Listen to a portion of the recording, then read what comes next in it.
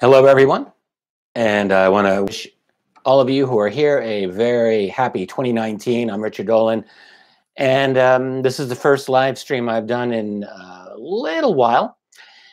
Um, for those of you who don't see Tracy, I just want you to know she'll be with me for the next installment of Intelligent Disclosure. That will be in a couple of days. But right now, I'm just here solo with you for an installment of what I like to call UFOs, the Big Picture. So you can see I'm in a different room, by the way, and that has to do with the holiday season. We've had to move a few things around to accommodate other Dolans who are staying here at the house. And so Tracy and I have had to move out of what we like to call our collab room. And this is our other room. This is also rather nice. You'll also notice the picture quality is a little bit better. We're trying to upgrade things and make it nice moving forward. So that said, I want to jump right into my topic for today. And as some of you know, if you've been following some of the themes that I've been working on over the last few months, one of the subjects that I've been very, very intrigued by happens to be the long, long history of UFO sightings and indeed of sightings of humanoids or aliens and so forth. You know, when I broke into this field many years ago, it was strictly speaking modern UFOs. It was what documents can be obtained out of the United States government archives and other national archives, and that's all very important. And it's good because you want reliable and also in the case of government military documents, actionable types of information, right? If there's a military encounter, it's a military report, you can assume the government did something about it. And so that was my angle. But of course, the UFO subject is much, much more involved than simply modern military encounters. And when you're really trying to figure out what this is, at some point, you need to go back over the long history of this and to try to understand how far back does this go? What was the nature of the earliest encounters that we can find? And can we make any sense of this? And that's really what all of us are trying to do. And from my own perspective, I haven't found anyone, not anyone ever, who's figured it all out. I can tell you, I certainly have not for my part. But what I have been trying to do is go through some accounts that go back through the centuries and even through the millennia to get an understanding of what people were reporting way back when and how that relates to what we are seeing today. So I just want to spend about 15 minutes with you. This is a short kind of a primer. We can come back to this and I can do a much more involved treatment of this, maybe with Tracy, but an overview. And I think it's a good one. But I want to start with something that's actually quite recent, relatively, from what I want to talk about. And that's something from the 1950s, specifically 1954. And I'm mentioning this because in modern history, 1954 is really the first year where we have lots of sightings of these short little alien creatures.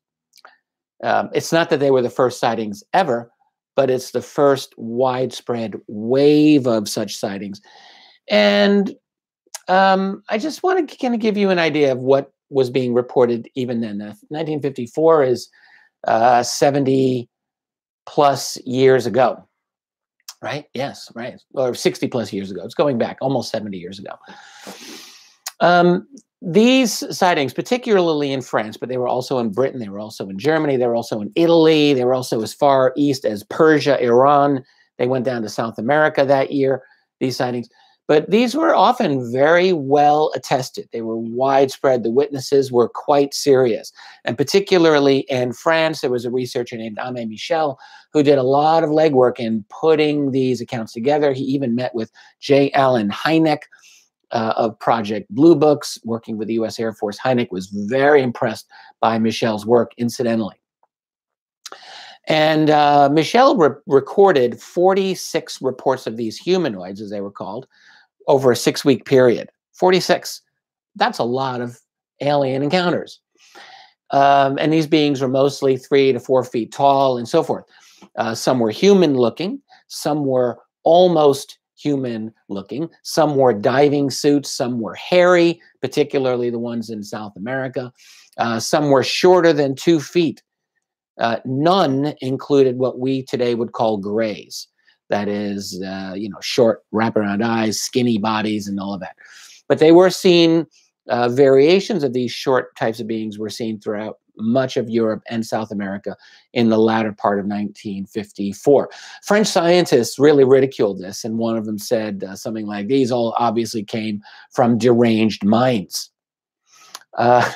Michel said, gosh, what would they think if I'd published all of the data?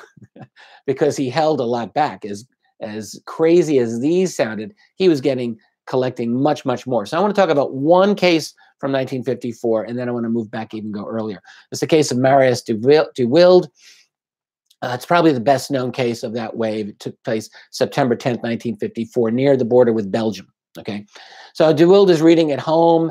It's about 10:30 in the evening. He hears his dog bark outside, gets his flashlight, goes outside. The dog is now whining and crawling on its belly, and de Wilde hears hurried, what sound like footsteps.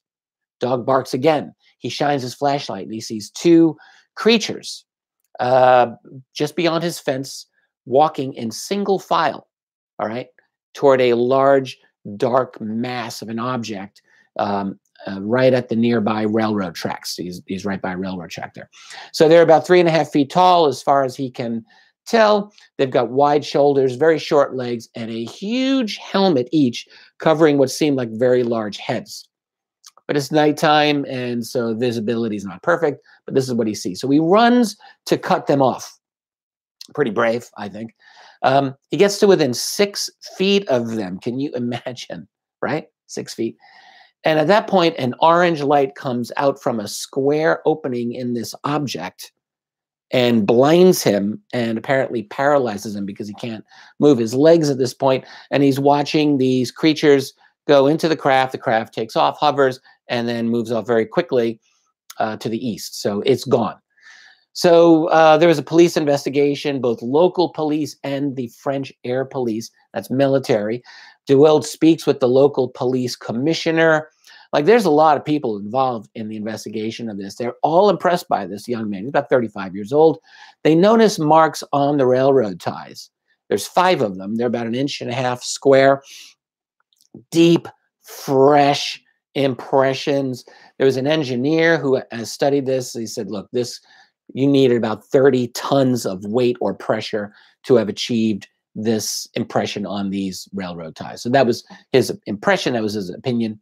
So there you have it. That's mostly the de Wilde case. It's a fascinating case. It's one of a fairly large number of these cases of sightings of these humanoid types of creatures. And back then in the 50s, they were called humanoids often. They were not, people were not using the word alien very much to describe these. That came, I think, really by the 60s and 70s. You started hearing aliens a bit more. So it's interesting. Now, even with this is relatively recent. It's only 60 plus years. It's something that we can kind of bring into the whole gray alien universe, I suppose, but they're still different. These are still different types of creatures to me. They're not exactly the same as gray aliens, but you might say, well, it was late at night. Maybe he didn't see it well enough. Maybe this is how he interpreted. They're kind of close in size and type to gray aliens, and maybe you can go off of that. Fine, fair enough. They are different, though. Now, let's work our way back. You go to the concept of ancient aliens, and were there good sightings of ancient aliens? And I think the answer is a big yes and a big no. It's both of these. So it's yes in the sense that people have reported encounters with otherworldly beings since our earliest history, and maybe even before our history. In other words, before we were recording things with words on tablets and so forth.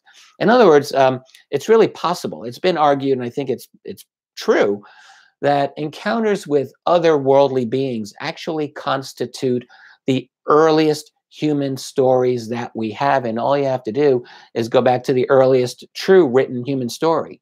That is the Epic of Gilgamesh from ancient Sumer and Babylon, excuse me. And that is a story of Gilgamesh, who is himself not fully human. He's partly divine. and his warrior friend Enkidu, who's part human, part animal, and their encounters with the gods. So that's the earliest story, and it's very interesting. I mean, you can count the gods as maybe part of this whole thing. It's human beings encountering non-humans of great power. And these types of stories are not just from ancient Sumer, but they're from ancient Egypt, they're from ancient Persia, they're from ancient China and India, Greece, all throughout Europe, Africa, the Americas, North and South America, Australia, the Aborigines. Usually having stories with gods coming from above and interacting with human beings in various important ways. So this is an old theme. And there are also, all right, very interesting sightings of what we even today would call UFOs, going back over 1,000 years or more. In other words, sightings of very unusual lights in the sky. You know, typical one would be there was a big light in the sky at night. It split into 3 smaller lights. They moved around the sky, then converged into a single light and then took off. Like that is one example of a pretty good ancient UFO sighting. And there were sightings exactly like that in ancient Europe and in ancient China and Japan, where they also kept records of these types of things. There are a number of sightings that are not quite so clear-cut as that, but there are some that are pretty clear-cut and pretty interesting. Now, those are different from encounters with beings, but they are interesting. But there's also, like, when we ask, are there ancient alien sightings? The answer is also no, in the sense that there are very few, almost really none, no true stories of interactions with beings that we would definitively today classify as aliens. In other words, there were no sightings of gray aliens, you know, prior to maybe the late 19th century and really prior to the 20th century. There's no definitive ones that are crystal clear in the records. There is the artwork. There's ancient artwork, most notably in Australia of the so-called Wagina. It is very ancient. Many of these paintings, and everyone in this field has seen them, of course. They're in caves in Australia that are at least 5,000 years old. Some of them are 10,000 years old. Some of them are as much as 20,000 years old, some of these Australian cave paintings. And they, some of them depict what certainly look like alien beings that don't look like any human being that's ever existed. White, large, dark eyes, very similar looking to grays. So there is that. That's one thing. And there's also some very interesting artwork in places like Sago Canyon in Utah and other places in Utah and the American West, left by native peoples there. Some of them seem very ancient, and a few of them really do look suggestive of something very otherworldly and extraterrestrial. In fact, I was just recently, just a few days ago, shown one by a friend of mine who was visiting out that way, a photograph that he took and was posed with this, and it was very, very suggestive, ancient, alien-ish type of image out in Utah. I don't think it's been well known. I don't think it's been publicized. He said this is in a very out-of-the-way place. I looked at the picture. I'm keeping it confidential with him for now, but I will just say it was very interesting indeed. So there are these types of artwork, but in terms of stories, all right, there's really, there's no grays, there's no reptilian beings, or if there are, there's a handful of them that might possibly be interpreted as gray or reptilian, but they're not unequivocal. So, and some of the stories, and I have one right here on my Kindle, I can read it right off of here. This is from Wonders in the Sky by Jacques Vallée and Chris Aubeck, and this is actually a really classic story. Many people have heard about this. It's of the dropped anchor from the sky over medieval England. This is recorded by Gervase of Tilbury in the year 1211. So we're going back a bit. And I'm not going to read the whole thing, but he writes, as people were coming out of church in Britain on a dark, cloudy day, they saw a ship's anchor fastened in a heap of stones. So they come out of the church and there's an anchor, okay, fastened in a heap of stones on the ground. So what's attached to the anchor? Well, with its cable reaching up from it into the clouds. Okay, that's what Tilsbury writes here. Presently, he says they saw the cable strained as if the crew was trying to pull it up, but it's still stuck fast. Voices were then heard above the clouds. Voices, apparently in clamorous debate. And a sailor came down the cable. As soon as he touched the ground, the crowd gathered around him and he died like a man drowned at sea, suffocated by our damp, thick atmosphere. An hour afterwards, his shipmates cut the cable and sailed away. And they didn't fly away, they sailed away.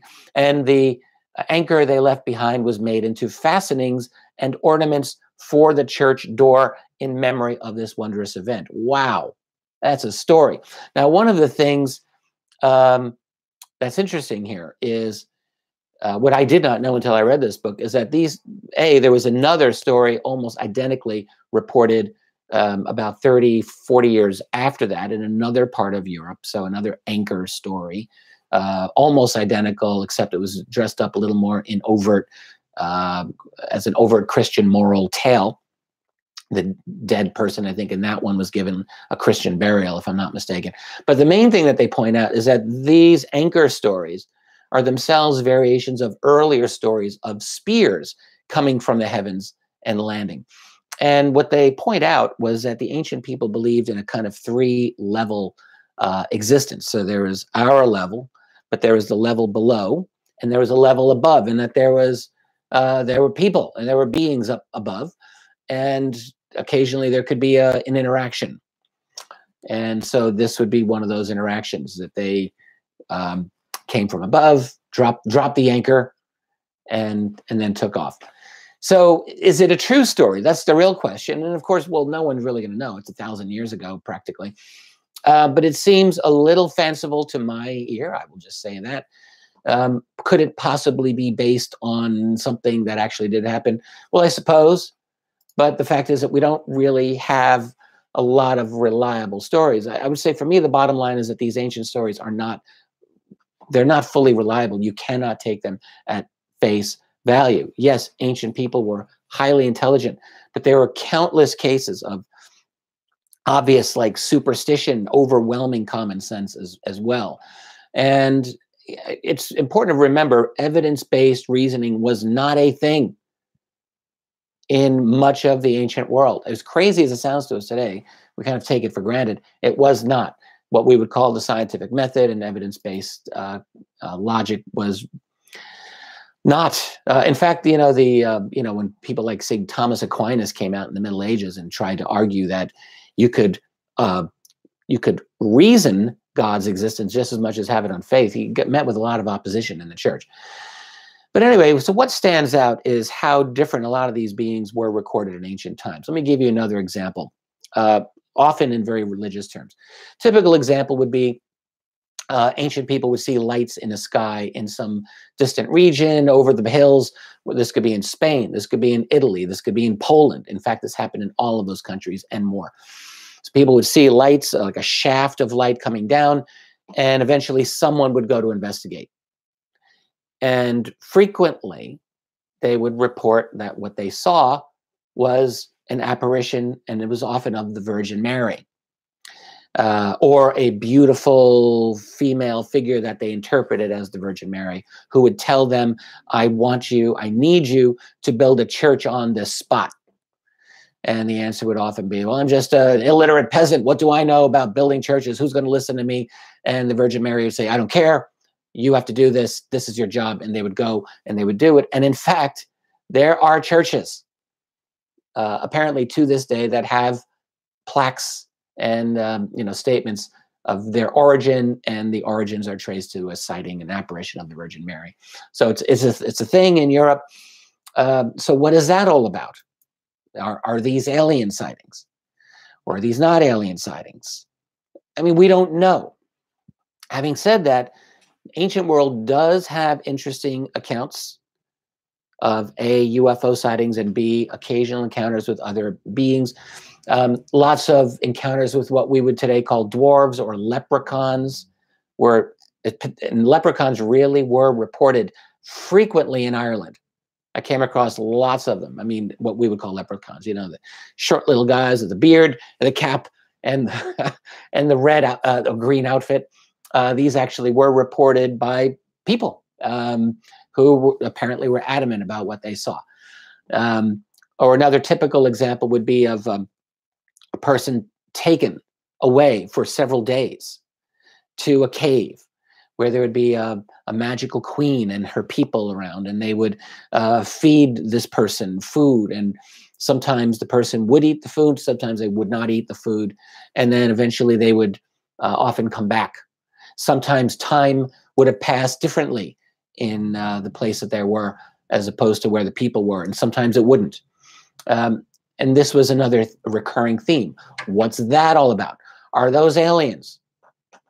Like, you know, it's easy for people who, when we study UFOs again and again, and for many years, we think, oh, yes, well, these are all sightings of aliens. But I think it's fair to ask, were they really? What's really happening here? Now, what's definitely true is as you get toward the late 19th century, you know, the era of flight and so forth, and of real technology, the stories really start becoming very interesting. And they are literally from every region of the world. Europe, North America, South America, Asia, all over Asia, Africa, Australia, anywhere you can think of, these reports come in. They come in from some places more than others, mainly just because there's more of an infrastructure to report these types of things. But they really do come from everywhere. And it's fascinating to read these. I have one here, right here. I'm just going to read. It's an interesting one. This is one from, well, first of all, there were some that were collected of Aboriginal people in Australia. And they're very, I find them interesting. Now, these are often done by fairly recent Australian researchers, you know, of the last 50 years or so, and they're talking to Aboriginal people who said, yes, in my family, in my group, we have this story. And they would report a story of, like, in the year 1900, of a craft that would land, little people coming out, taking one of their people or more than one of their people, and then flying off, and sometimes returning the people, sometimes not necessarily returning the people. There's a number of those in the Aboriginal tradition that have been unpacked by contemporary Australian researchers. Here's one from 1909 in New Mexico. This is an American case, and this is actually a newspaper account. So this was, at the time, from a Bandera Americana newspaper, Albuquerque, May 13th, 1909. Vicente Labadie of Los Tanos, well known. Apparently, he was of Navajo nationality, but he seems to have been very kind of American Anglo culturally, at least in large part. Says that on April 4th, while grazing his sheep on the plain, he suddenly felt the ground shake, almost making him fall over. He felt a sort of daze come over him. So he had to grab hold of something in order not to fall. And at the same time heard a voice of unknown origin that said, hey, look up. I love that. Which he did, and he saw in the sky, near where the sun sets, a dark, round cloud full of stars that emitted a thunderous noise like that of a hailstorm, and came toward him. Afraid, not knowing what to think, he stood staring at this until it passed overhead, traveling to the east. There's a little bit more. That's basically the story. Amazing story.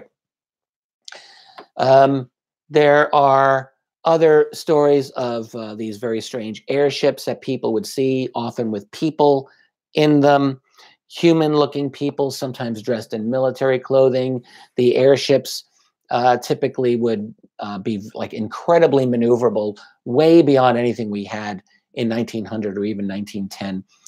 Yes, there were some very limited amount of air travel by 1910, but we have to understand it was quite limited, and maneuverability was not good. particularly with the blimp-style craft, right? And yet there were many reports of what appeared to be blimps, but certainly maneuvered way beyond anything with a blimp. Often, though, people reporting people inside them, people as in human beings.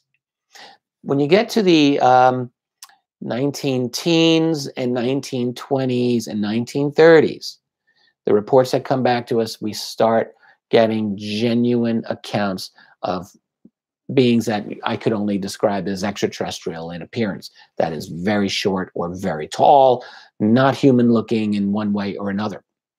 Interspersed with accounts of totally human looking pilots and occupants of these crafts. So what's going on with all of that?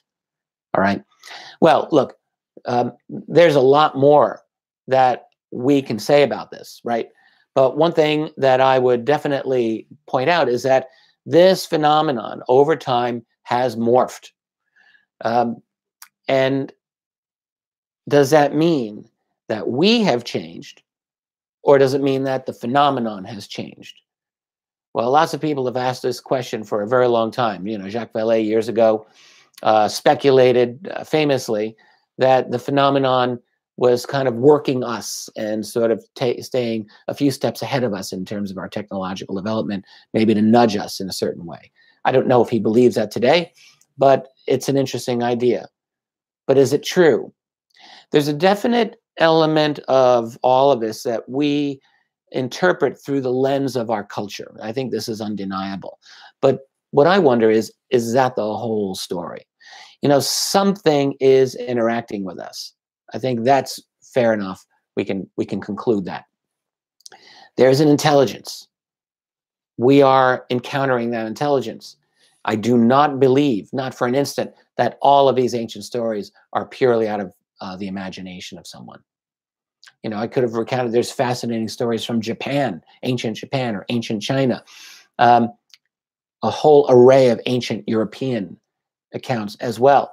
What is going on here when someone says, I was taken and I was brought and I was able to fly, you know, to other parts of the world, and I saw things which happened in Japan, happened in Europe, happened in China, probably happened elsewhere, even though people didn't write them all down. What is that? Why would, when you really think about it, why would aliens take some random person and say, hey, let's give you a ride, and we're going to show you these mountains over there, or show you over the ocean over here that you've never been to? Like, why? It doesn't make a lot of sense. They have a mythological feel to them, some of these stories. On the other hand, you've got many cases where people listening to them said they seem believable. And some of the cases, particularly as you get into the 20th century, do indeed seem well attested. So we could have a couple of things going on here, and I'm going to wrap this up in a minute. This could be the case of a variety of beings observing us for a long time, and they don't have to, maybe there's not a consistency to who these beings are and what they're about. That's entirely possible. And it could be that they're able to exert a management in one way or another over us neurologically and in terms of our memory, in terms of our perception, so that we're perceiving things in a certain way. I certainly leave that as a possibility. But, you know, here's the thing. It's my opinion that we will probably never really come to a firm, rock solid conclusion about what we've been dealing with in this long distance past. This is my opinion. Even if the aliens were to announce themselves openly and say, yeah, you know, we've been here all along, does that mean it's true? We need better evidence than what we have. But I would say, as I've said for so long, there is a massive hole in our ancient history. And it's one of the things that makes life fascinating. It's that interesting mystery that I like to go back to periodically and look at, because I do believe that in looking at these gaps in our ancient knowledge, we can figure a few things out. We can come to some new insights hopefully that are helpful in moving forward with all of this. So that's really all I have to say on ancient sightings of aliens. It's interesting. There's much more that I can say about it. I'm sure that I will as 2019 moves ahead. Again, I just want to thank all of you for being here. It's really fun to be back doing live streams again. Please, if you like what you see, I would encourage you to subscribe to my YouTube channel. Hit the like button on the video. It really helps me a lot. And for those of you who are wondering, where's Tracy? Tracy's here. She's right upstairs listening. She's going to be with me the next time we do a live stream, absolutely, for Intelligent Disclosure. We're going to be back on our schedule every Tuesday, just like always. And I'm looking forward to that as well. So with that, I want to hope that all of you have had a good and happy and healthy holiday and New Year festivity season. We had a very nice one. It was a little bit of downtime, much needed. And I will tell you, I'm very much in the groove of looking forward to getting a lot done in 2019. I hope that you'll be here to participate that with me and with Tracy as the year moves forward. So with that, I want to say goodbye and catch you next time. Bye. Oh, I want to thank Lori and Michael, as always, Pursuing X, for all of the great work that they do. Later, guys.